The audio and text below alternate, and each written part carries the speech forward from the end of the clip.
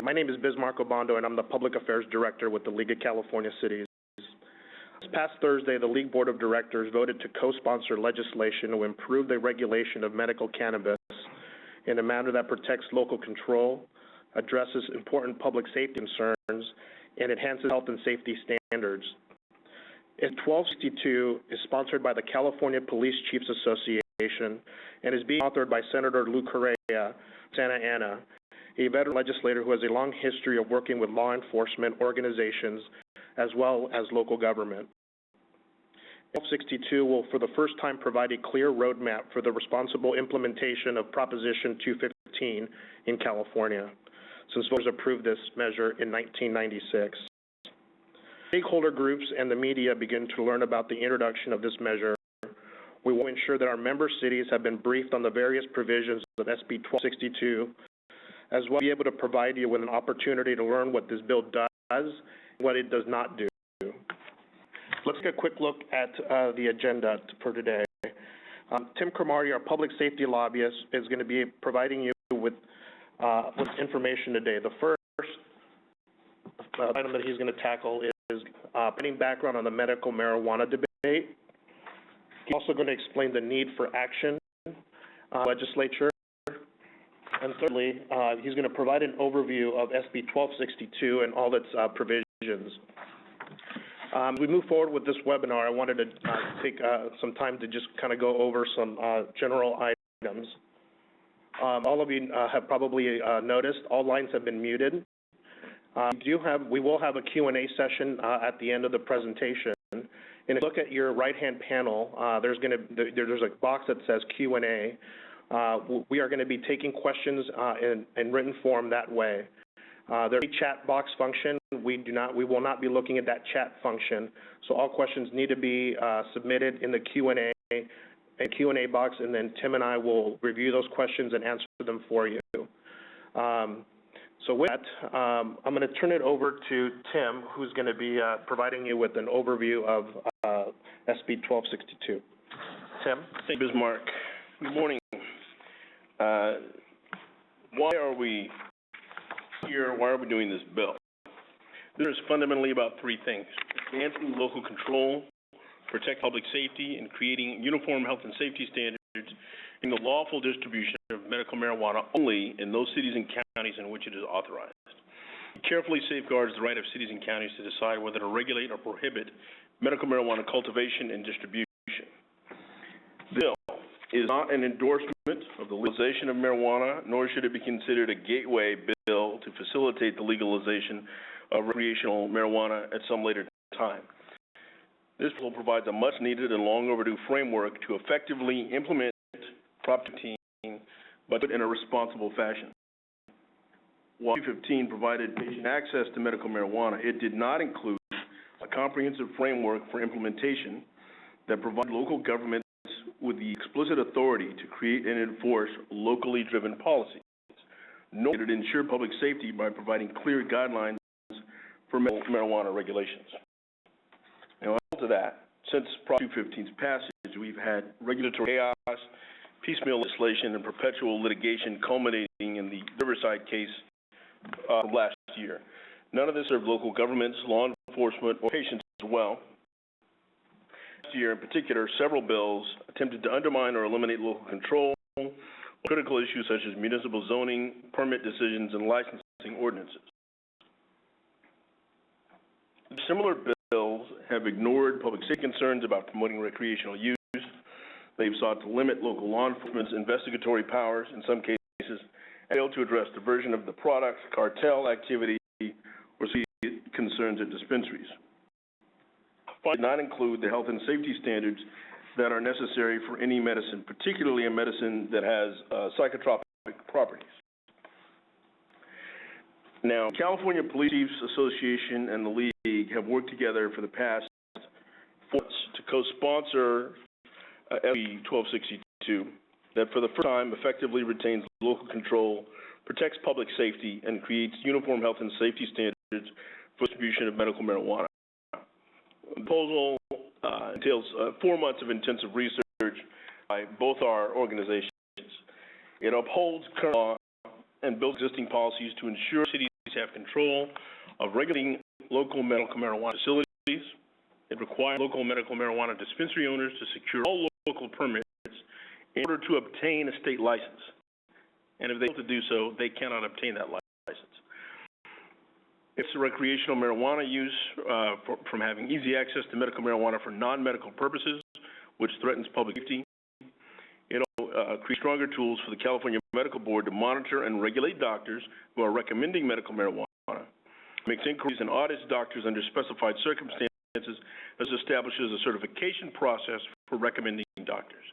Doctors will also be required to complete updated training and to follow record-keeping requirements to track the number of medical marijuana recommendations. Now, voters approved the Compassionate Use Act in '96. Prop 215 allows access to marijuana for medical purposes. Prop did not provide much in the way of detail in terms of what sort of regulatory structure would implement that.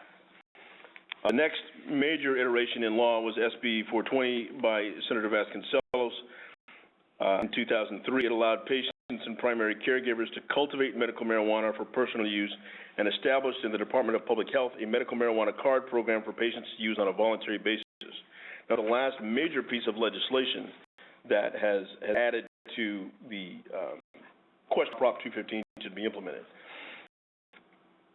Following SB 420, we've had no broader visible regulatory structure. As a result, the implementation of Prop 215 is marked by conflicting authorities in various jurisdictions, regulatory chaos, and intermittent federal enforcement action and lawsuits the limits of Prop 215 and focused on the extent of local government authority, specifically the ability to regulate and ban.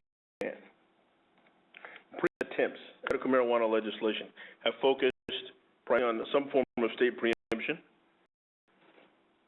and they are unsympathetic to local control. Such efforts have also failed to utilize any health-based approach that's germane to the medical rationale for Prop 215. Those necessary health and safety standards, they also have not addressed significant public safety concerns triggered by any such regulatory scheme. Previous attempts at legislation include last year AB 473 by Amiano, that to establish a statewide mandatory commercial registration process for medical marijuana dispensaries. Second was SB 439 by Senator Steinberg, which sought to exempt marijuana collectives and cooperatives from various forms of criminal prosecution under the California Health and Safety Code, as exempting them from local nuisance abatement actions under the Health and Safety Code.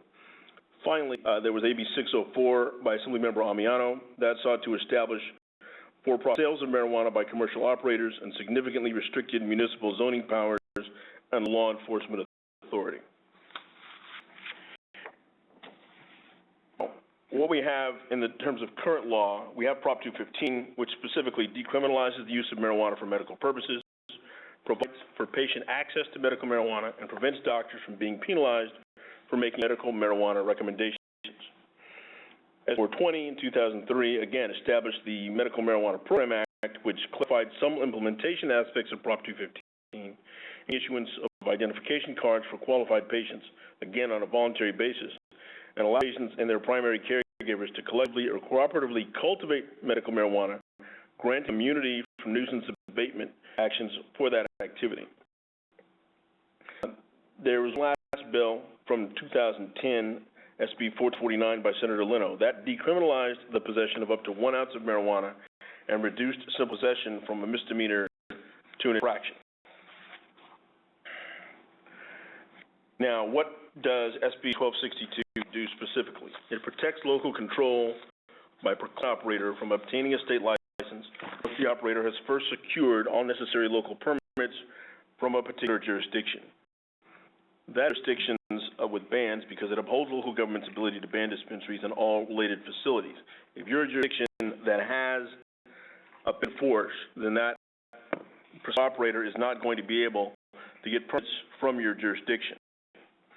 And if anyone attempts to falsify documents, there is a $35,000 fine per individual violation under the terms of the bill. Next, it imposes tighter regulations on doctors who issue medical marijuana recommendations, including new training and record-keeping requirements, as well as fines and strict regimen for recommendations to minors. Specifically, minors will only be able to obtain the non-intoxicating strains of marijuana. There's a technical term for that called CBD. Would only have access to the non-smoking forms of the drug. Next, the bill would impose uniform quality assurance standards as well as health and safety standards to be administered by counties with oversight from the Department of Public Health. In terms of health and safety standards, required compliance with the California Sherman Food and Drug Act, and quality assurance standards would have to be developed by the department in consultation with outside entities to cover any other contaminants harmful to humans that might not be covered by the Sherman Act. Next, the bill requires a series of detailed security measures to prevent diversion and recreational use at all medical cannabis facilities. Represents a chart that we've put together to compare and contrast this proposal in connection with current law and in relation to the recent legislation that I just discussed. On the issue of local control, have local control under current law, but it's tenuous because it's based on case law. The Bride case was decided by the California Supreme Court just last year, upholds local bans. That decision invited the legislature to take further action to clarify the law. In the meantime, periodic litigation prevails. One of the challenges of having the legislature take further action to clarify the law is that every legislative iteration we've seen on this issue has tended towards state preemption, which is bad for local governments. Written legislation, again, all bills sought to override local control, with the exception of AB 473 Amiano, that protected local control with strong anti-preemption language. It ultimately failed. 1262 is different in that it unconditionally upholds local control because state licensing is dependent upon evidence of local permitting approval. If you don't have local permitting approval, again, you cannot obtain a license. Two has to do with public safety concerns, specifically diversion of the product for recreational use. Provides that diversion is generally prohibited under the Compassionate Use Act, but there are no specific provisions in law to regulate dispensaries to help prevent diversion. The legislation had no provisions expressly addressing diversion, not even a recitation of existing law, which was interesting. SB 1262, in comparison, specifies that there are required security procedures at medical marijuana facilities, including secure storage of the product, events that would require immediate notification to local law enforcement, immediate meaning within 24 hours. And it also provides for mandatory procedures for transport and inventorying of the product, both at its point of departure and point of destination. Recreational use. Current law, recreational use is still prohibited under federal law, but recreational use is now tolerated in many jurisdictions since SB 1449 from 2010, so long as the amounts do not indicate possession for sale. 2013 legislation had no provisions expressly addressing recreational use, but interestingly, AB 604 by Assemblymember Amiano included an explicit reference to commercial traffic in both cannabis and medical cannabis. All about that in particular was that if that bill was really about implementing the Compassionate Use Act, which meant medical use only, why was there a need for references to cannabis? SB 1262, we've covered that. Recreational use is covered by the anti-diversion provisions. In terms of regulation of doctors, law. Prop 215 specifically prohibits professional licensing boards from engaging in disciplinary action or other against doctors solely for their act of issuing medical marijuana recommendations. Further regulation is dependent entirely on actions on complaints by the California Medical Board. 2013 legislation is generally dependent on action on complaints by the California Medical Board, with one SB 39 by Senator Steinberg directed the California Medical Board to prioritize investigation of doctors recommending medical marijuana without a patient exam and and defense activity, as well as aiding unlicensed practitioners to make recommendations as unprofessional conduct. But again, a great deal is left to the discretion of the California Medical Board. Now, S 1262 requires special certification of doctors who want to make medical marijuana recommendations, including training in how to spot addiction, doctor-patient relationship, as well as an in-person exam in order to make those recommendations. And the THC or CBD content must be specified. In a nutshell, THC refers to the intoxicating concentration of a substance in the basically that gets you high. CBD, on the other hand, is a compound also found in marijuana that has analgesic or pain-relieving properties. That's been demonstrated. So the ratio of THC to CBD content in the marijuana that's recommended for a particular patient would have to be specified. There would also be strict standards for recommendations to minors. Again, they can only have CBD marijuana, which is the non-intoxicating form.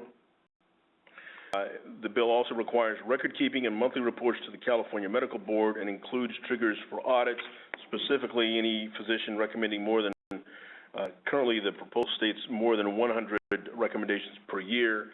There's a presumption that they would be audited by the medical board. In terms of state licensing authority, SB 1262 is also unique.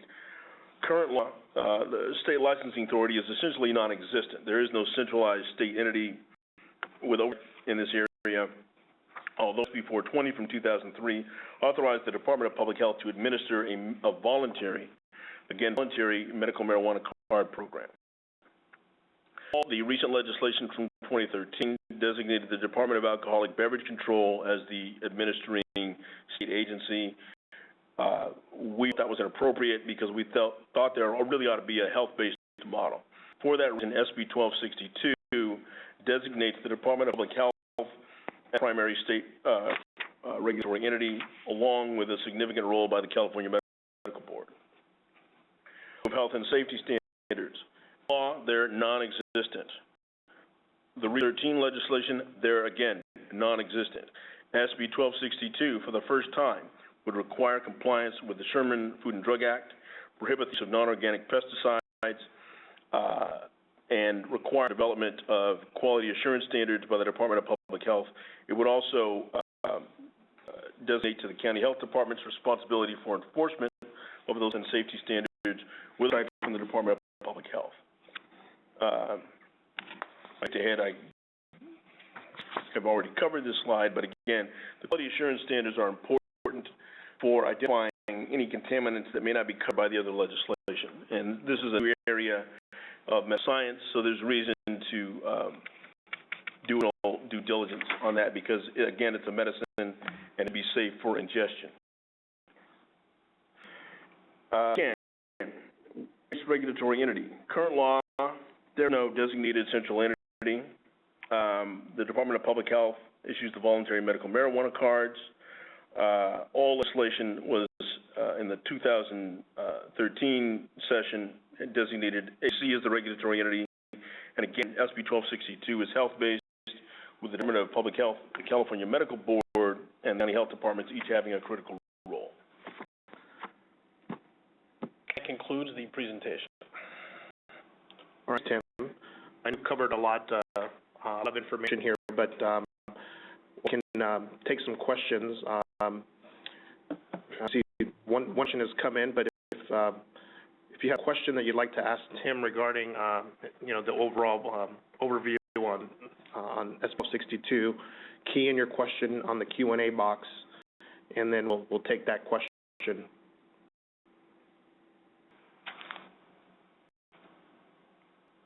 All right. Then, our first question came in from Eric Nunez, and the question is, why is medical marijuana not being distributed by conventional pharmacies and were successful in this traditional distribution of prescribed medicine? Would SB 1262 have any control over the distribution through legitimate pharmacies?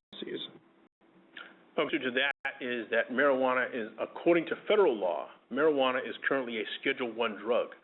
And it's a Schedule I refers to substances that, as far as the federal government is concerned, have no medicinal value whatsoever. They are strictly illicit substances. Marijuana is still classified that way, despite a growing body of medical evidence that it has some significant pain relieving and other therapeutic qualities.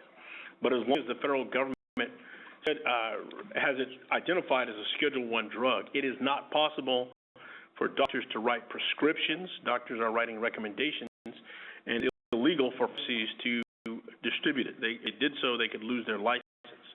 So this hinges on a change in policy at the federal level in terms of how marijuana is scheduled by the FDA.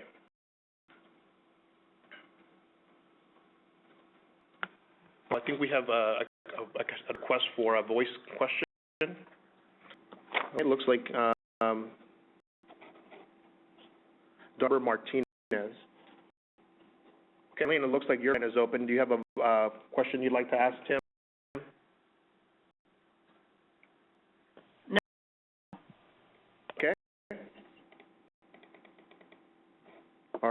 Our next question comes from Deborah Gonzalez. Will the PowerPoint outlines be made available to webinar participants or all league members? After this call, we will be making these PowerPoint slides available. Also, if you, your public affairs managers have also been provided with all of our content, which includes a fact sheet for the bill, FAQ, some points, also other collateral, the matrix that provided to you on this PowerPoint. All is information that your regional public affairs managers also have. So I would encourage you, if you haven't already, to reach out to them as well. We'll be sending this PowerPoint out after this presentation. We have another question. This question is from Bob Brown. This is also regarding the slides after the presentation, and we will be providing those after this webinar is over. Donna Mooney, what about profits? Has there been discussion about how much is too much and whether to address that in the legislation? There's no provisions in the bill pertaining to profits. We don't address that issue at all. Local governments, however, will have the ability to obviously levy, if they so choose, sales tax more significantly, and we think this will be a more significant revenue source for them. There's also the ability to levy business license taxes. The city of Oakland, which has, I believe, 7 dispensaries, currently has a business license tax. It's fairly high, but they have a limited number of dispensaries, and it covers a number of regulatory that the city performs, including very rigorous audits. Their annual business licensing fee is $60,000 per dispensary. Okay, thanks, Tim. Our next question comes from Eric Buller. If the benefits of medical marijuana is derived from CBD qualities, why are efforts not being directed to establish medical marijuana strictly on CBD qualities and THC or intoxicating qualities, and be enforcing this just on juveniles? Why not for all? Tim? I think you've got the initials flipped. The intoxicating quality is CBD. There's high CBD marijuana and the intoxicating property is THC. So there's high THC marijuana and there's high CBD marijuana. They both provide, in circumstances, effects. High THC marijuana can be significantly intoxicating, but I have for example, a cancer patient who's in pain, beneficial. CBD, on the other hand, has analgesic or pain-relieving properties without the intoxicating properties to go along. And we believe, after a lot of research looking at multiple jurisdictions, not only in California, but across the United States, we have come up with a reasonable, responsible regulatory scheme that works. The California Medical Board probably will have a difference of opinion with us about that, but we believe this proposal is responsible and that it can work. There are going to be questions about whether or not medical science is advanced to the point that they can determine with certainty when is not high THC and high THC marijuana. we'll have more information on that as the debate on the bill unfolds. Okay, thanks, Tim. Our next question comes from Robert Jacob. Does the bill require both a primary care physician and surgeon to write a recommendation? The language to be unclear. The bill requires only a primary care physician or a physician whom the patient has been referred by their primary care physician to write the recommendation. There's no requirement for a surgeon. However, in the case of minors, there's a requirement for a board-certified pediatrician to that recommendation, but surgeons are not part of this regulatory scheme. Okay, thanks, Tim. Next question comes in from Lisa Vidra. How long will it take to implement, given the training of the doctors and establishment of the quality assurance standards of the medical marijuana testing for THC and CBD content? We'll be in discussion with both the California Medical Board and the Department of Public Health about that. Our current estimate is 1 to 2 years. Okay, thanks, Tim. And a reminder, if you do have questions, please type those questions into the Q&A box, and we'll make sure to answer your questions. Our next question comes from Mina Leba. Does SB 1262 address concerns of growing operation, necessarily distribution? Short answer is yes, because it makes reference to medical marijuana facilities of whatever type. We were careful not to limit language to dispensaries only, because we know that there are a number of other sites or facilities or locations that are involved in this trade, this traffic, that are limited to dispensaries. There are sites, there are cultivation centers, there are, in some cases, warehouses or distribution centers. They are all covered, they would all be covered under this regulatory scheme. Great. Thanks, Tim. Our next question comes from Paul Capitelli. Have any special interest groups weighed in up until now with the opposition? What about doctors and medical professional groups who are sympathetic to medical marijuana use? The opposition, there's no formal opposition as of this moment. For the author's office has already heard from the California Medical Association that they're going to have serious concerns. We also expect the same will be true of the California Medical Board, which is the responsible entity for regulating the doctors. On that, there's not necessarily, we haven't made contact with doctors who are sympathetic to this issue yet, but we have been in contact with patient advocate groups who like the basic thrust of the proposal. They're a little concerned about the doctor provisions, but they like generally where we're going with it. They like the health-based regulatory model. We'll have significant support from a number of law enforcement organizations. Obviously, the sponsor is the California Police Chiefs Association. The league is co-sponsoring, but there are also a number of groups, including the Association for Los Angeles Deputy Sheriffs, the Association of Orange County Deputy Sheriffs, the California Fraternal Order of Police, the Long Beach Police Officers Association, the LA County Professional Peace Officers Association, LA Police Protective League, Riverside Sheriffs Association, Sacramento Deputy Sheriffs Association, and the Santa Police Officers Association. We have all significant law enforcement support. One of our challenges is going to be developing support among medical professionals, if not the CMA and California Medical Board, as we go forward. Great, Tim. Our next question comes from Maria Meraz. What is the time frame for this proposed legislation? We intend to move this. The plan right now is to move it as a bill that would hit the governor's desk prior to the end of the legislative session this year. Time will tell whether we're able to achieve that timetable. And the session ends in September. Our next question comes from Ed Whiting. Does the bill address possession of marijuana by a cardholder which was not purchased at a regulated medical dispensary? The answer is yes, because it would regulate possession by any cardholder. I think the issue here, and the tricky part of this question, is that the The medical marijuana card program right now is purely voluntary. It's not mandatory. It's not a comprehensive system. So you may have folks that have gotten their card from a physician, from a cooperative. There are other entities other than dispensaries, and we necessarily view the dispensary itself as, per se, a valid distributor of the card. There are other entities out there that may be equally valid. We just don't know yet. Process of that out as the bill goes forward. Okay. Our next question comes from Shane Stukel.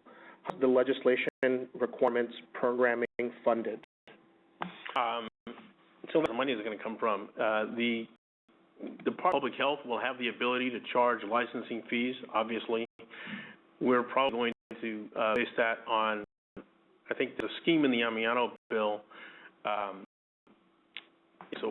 that allowed a single licensing fee for a single entity, range of $5,000 to $7,000. We will probably follow that model. That's a significant fee, but it's going to cover significant costs. The Department of Public Health is going to have significant new responsibilities. It's appropriate that the fee, licensing fee, be fairly hefty. In addition, county health departments, which are going to have significant enforcement functions, will be able to leave fees directly on the dispensaries that they're regulating, and those fees should be appropriate to cover 100% of their costs. Okay. Our next question comes from Deborah Gonzalez. AB 1262 is supposed to, quote, effectively implement Proposition 215, end quote. But how does SB 1262 authorize dispensaries when Proposition 215 does not provide for them? Oops. Well, the fact is dispensaries have come about. Their existence has not been challenged by state law at all. Really been challenged by a number of local municipalities that have either enacted bans or otherwise sought to regulate dispensaries. We don't squarely address that issue, to be honest. We don't authorize dispensaries or to do existence. This is about preserving local control, whatever means in your local jurisdiction. If you're a jurisdiction that has a ban, the league upholds and is fighting for your ability to do that.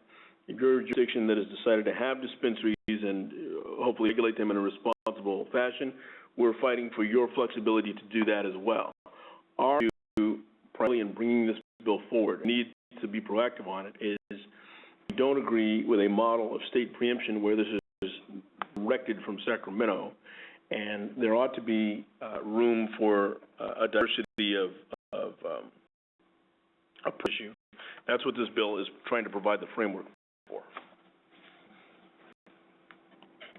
Thanks, Tim. Next question comes from Shane Stukel. Are there any coordinated state efforts underway to align the federal and state treatment of medical marijuana in terms of legality? Not to my knowledge.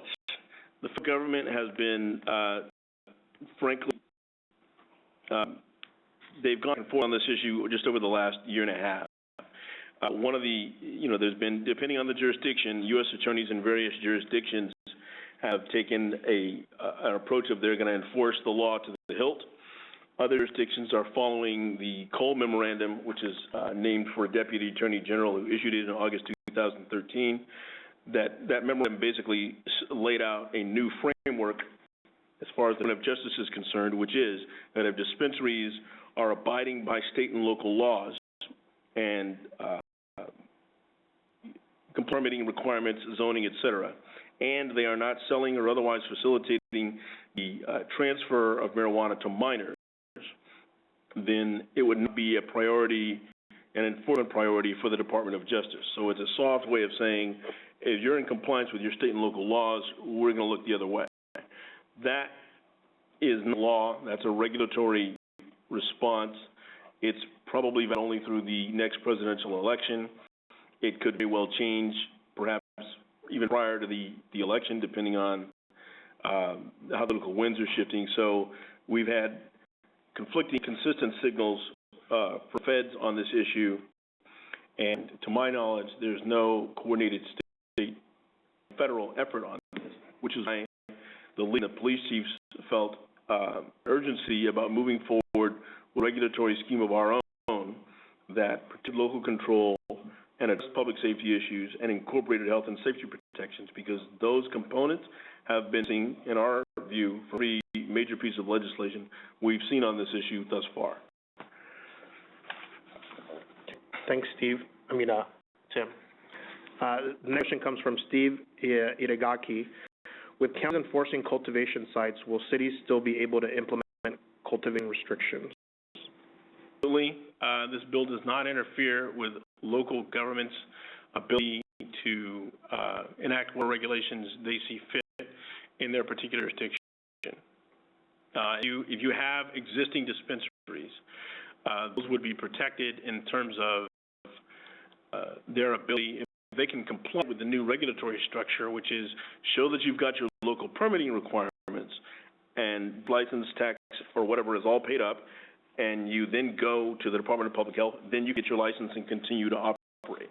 If you're a jurisdiction with a ban, that ban would not be effective because no operator would be able to get a license from the state to operate in your area because they can't obviously get from your city.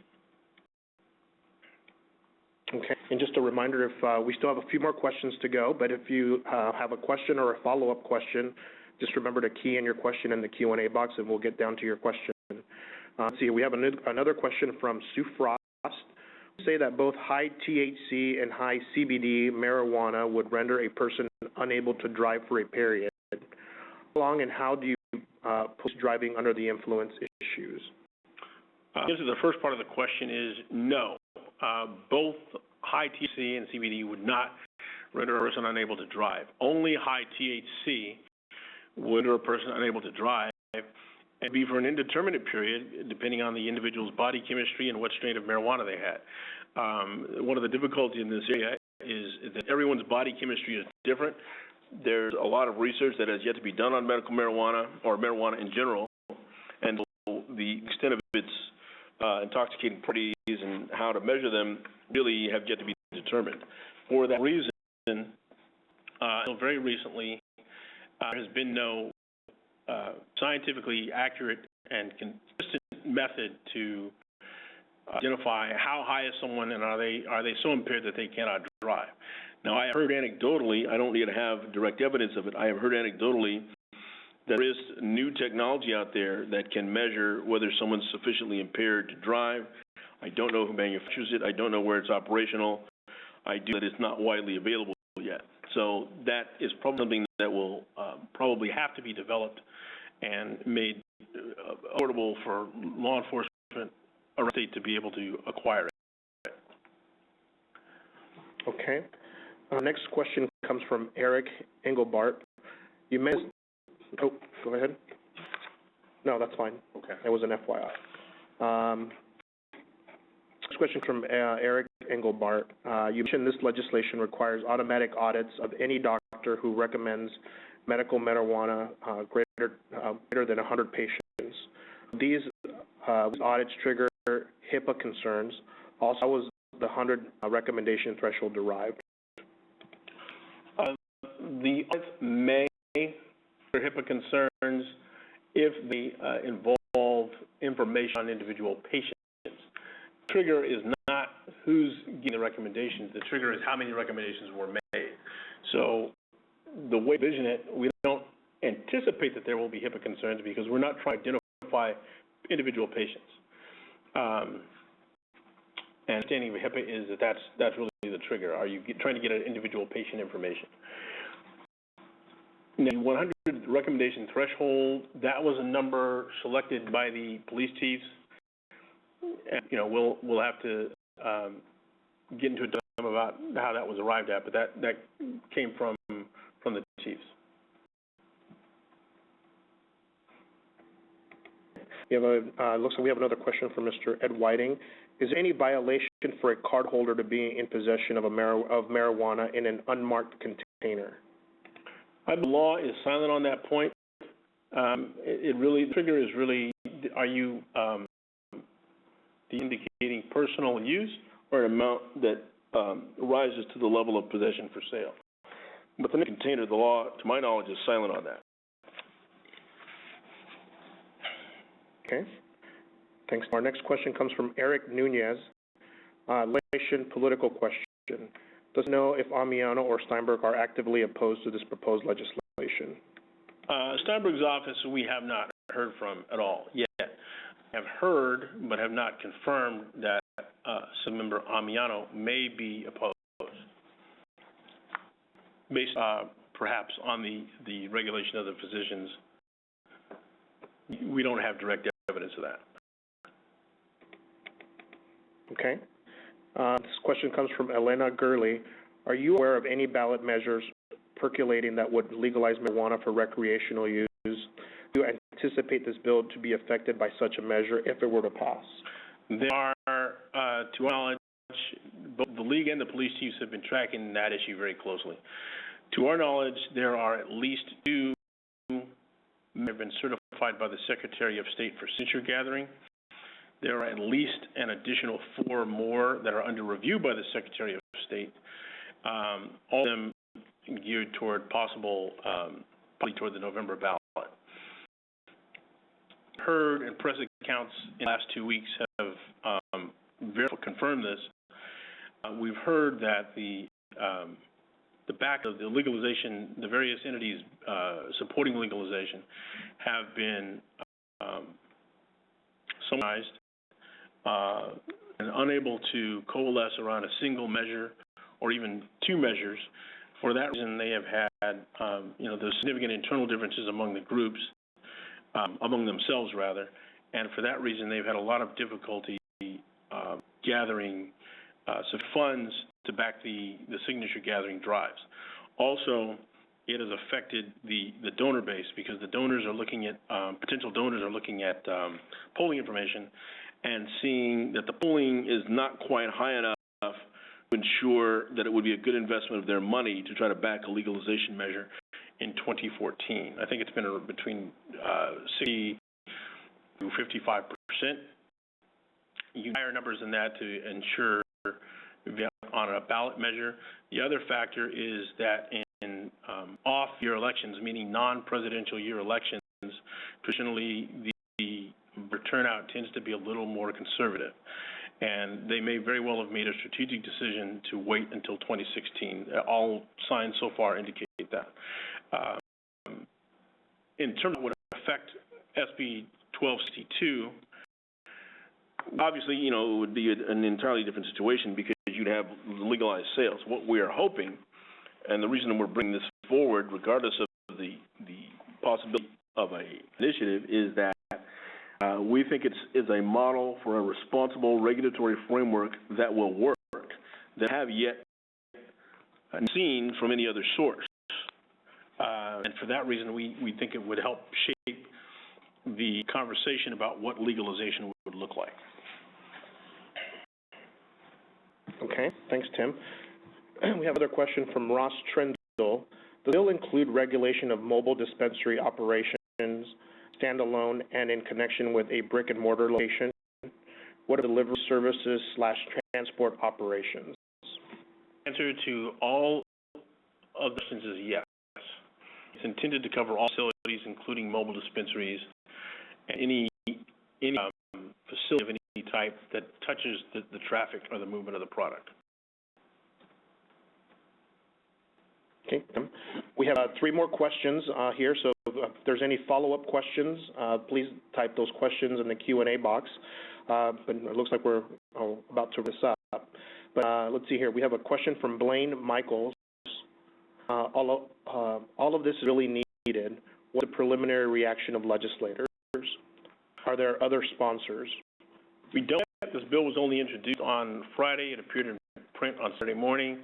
Legislators really probably haven't had sufficient time to look at it. There have been blog articles on this already. We'll probably know in a week or so to get a sense of the tenor of the reaction from the legislators. As we've already discussed, it's ourselves and the California Police Chiefs Association, with these chiefs in the lead, the various law enforcement organizations that I mentioned earlier. Okay, well, our second to last question. This is from Robert Jacob. How would THC levels of cannabis be regulated and tested by the state? Well, great question. Because there's a need for that under this bill. The answer is that the Department of Public Health has been tasked with that. They've been, the testing standards would be included within the quality assurance standards. And the league has already been in contact with a number of entities that could potentially be helpful on that. One of them is Americans for Safe Access. There are a couple of testing facilities, reputable testing facilities in the Bay Area that may be able to provide technical assistance on that question. But there will be need for that, and we'll be fleshing that out as the bill goes forward. Okay, great. We have a couple more questions that have come in. Let's see here. We have, this question is from Shane Stuckel. Is this in draft form yet and available for review? The bill online,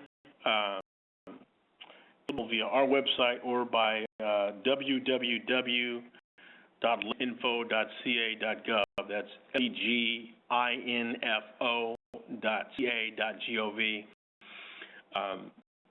But it is in print and it's publicly available on the internet. Okay. The question is from Elena Gurley. How can cities best support this bill? We have a sample support letter that's been uploaded to our website. The way is to send in that support letter that we've already drafted, and just be on the lookout for alerts from the regional managers for updates on what's happening with the bill and how you can best plug in. But the initial response is get that support letter in that's available via our website as soon as possible. I just reiterate that our regional public affairs, who I'm sure you probably work with on a day-to-day basis, can help you kind of navigate on how best your divisions can help get us support, whether through letters, eventually at some point media, and maybe some strategic meetings with legislators, et cetera. But I would encourage you to connect with your regional public affairs manager on strategies for your division. Question is from Eric Nunez. Is it possible for medical marijuana users to purchase product from, say, Colorado and delivered via commercial carrier, or is it a federal offense? That, I don't know, might be a federal offense, given that it's not legal in California. The bill actually is silent on this point, because it did not anticipate that there would be out-of-state or interstate traffic. This issue. There is a requirement and a presumption that everyone in California would get their medical marijuana from California sources, because there are enough, we believe, I mean, we know at the League, there are a mass of communities up and down the state, not being the 200-plus bans in various municipalities. There are enough jurisdictions that will make this available that we don't see a strong need for folks to go out of state to obtain marijuana. But the short answer to that question is I don't know, and it may be a federal offense. Okay, Tim, one more questions have come in. The next question is from Rebecca Hernandez. Specifically, how will the bill address, quote, version of drug dealing of to minors? Well, we have anti-diversion in the bill that consist of the security procedures at the dispensaries. There would be mandatory inventorying of the product, both to and after transport to whatever location it's being moved to. The requirement for secure storage, dispensaries, or any other facilities. And again, that's where, if it rises to a certain level, even federal law will pick that up, and there may be federal enforcement action. So there is that threat. If there's any sort of widespread use of this by minors, even the feds may get involved. But it's prohibited under existing law. We have strong provisions, not only to prevent diversion in general, but on the issue of what it's prescribed to minors and what type of marijuana they get access to.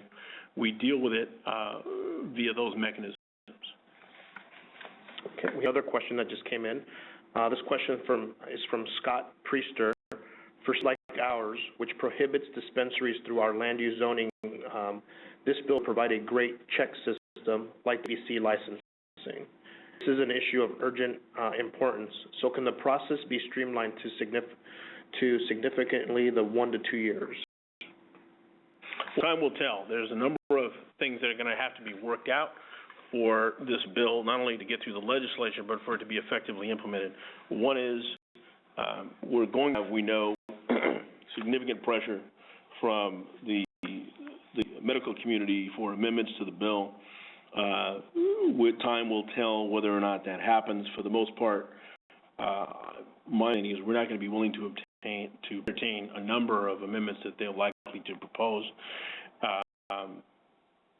The other factor is, again, how long will it take to develop the quality assurance standards, the testing protocols, and in some cases, particularly the THC and CBD content in marijuana, there's additional research that's required before we can get all that online and operating. So a number of these are all important questions. They will have to be resolved, but it is not clear how long they're going to take. This is an absolutely essential first step for the league and the police chiefs to take actively because of our concerns about the nature of previous legislation we've seen on this issue, notwithstanding all the challenges. Okay. We have another question. This question came in from David Snow. Will the legislation include any language to reinforce that local agencies can prohibit mobile dispensaries? There's absolutely no need for that because the bill additionally protects local control as it is currently written. Any jurisdiction that wants to enact a ban of whatever type is going to be able to do that. And again, the regulatory scheme is as follows.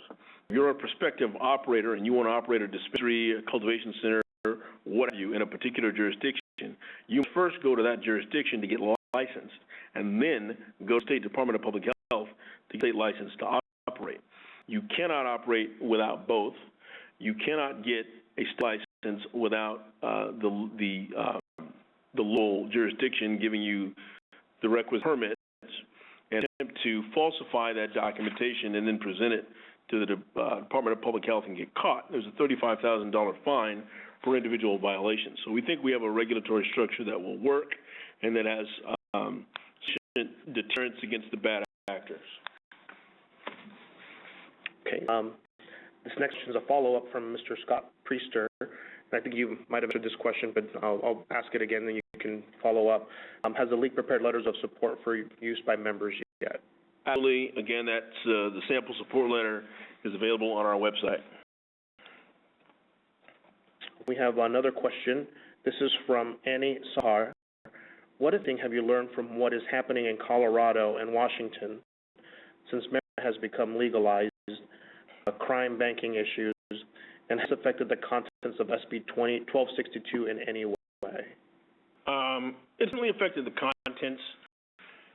That we've learned from Colorado is that, in just regard to the medical piece, we didn't want to regulate. We didn't want to add everything that we knew about in the bill because we didn't, for fear that some of it might very well take the form of a mandate, which we didn't want. We're trying to stay away from mandates on local governments. But one thing we've learned is the rollout of medical marijuana in Colorado was not done in the most strategic fashion. For example, the state of Colorado, when they implemented medical marijuana, various jurisdictions, there was no roadmap for how to do it really. It was simply a free-for-all. Whoever came to the state and paid a licensing fee could get it, and they were able to just go operate anywhere they wanted. I don't believe there was a component in there involving local control. But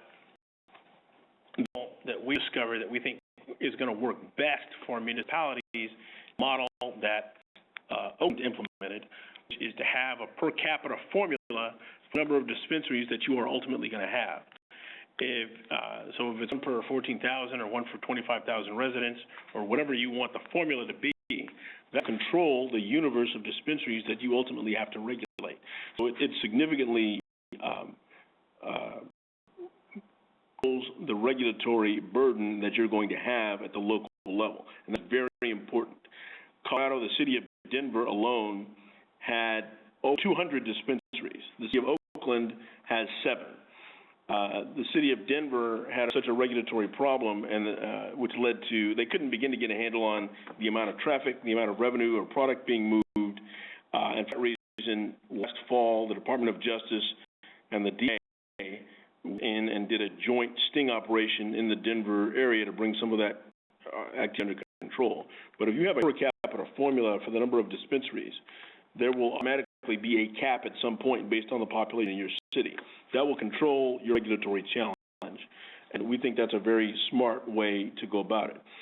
Another thing that we learned from the experience in Oakland is that it is necessary, if you're a city that entertain having dispensaries and regulating them, you need a strong auditing component, and your revenue and taxation staff are going to have to get up to speed on how best to do that. We don't have this in the bill. However, we acquired enough information to develop a document that would literally be best practices for auditing dispensaries, and it's a regimen of audits that's a bit more rigorous than would be for your average all-cash business, because they're probably going to be generating significantly more amounts of cash depending on the population of the city and the amount of traffic in a given area. But that's very important. Auditing function is going to be a bit more intense than, say, for a liquor store. But there is a way to do it. We believe we have a roadmap to do it, and we will be sharing that with members through a best practices document. We already have a medical marijuana resources webpage. We will be periodically adding information to it. Okay. There's another question that just popped up. This is from Rebecca Hernandez. The state norm on subdivision, the Department of Public Health is currently not using the Sherman Food, Drug, and Cosmetic Act to enforce the law. It limits the sale of vaguely understood self-manufactured marijuana-laced food, et cetera. How will do so after SB 1262? Well, that's what we want them to figure out in the bill. The fact that they haven't done it simply means that the law needs to change. If we're going to go forward with a meaningful regulatory process for marijuana, the argument and the judgment of the police chiefs is that the Sherman Act is going to be a vibrant component of this regulatory process, as well as the non-organic pesticides and the development of quality assurance standards, which will include testing standards. But the specific answer is it is going to be up to the Department of Public Health to figure that out. We will be able to point them in the right direction, but they're going to have to do the work in terms of what that is going to look like. Great. Okay, we have a question from Era Arriaga. What committees do you expect this measure will be referred to? Public safety and health committees in both houses. And then looks like we have a final question. This is from Robert Jacob. In section 2525B, it locks recommendations to THC and CBD. There are over 70 compounds in cannabis. As research develops, can the bill be written in a way to allow for this developing research? Yes, but we don't know if the research is going to develop next year. I would not be surprised if, as the federal stance on marijuana continues to shift and hopefully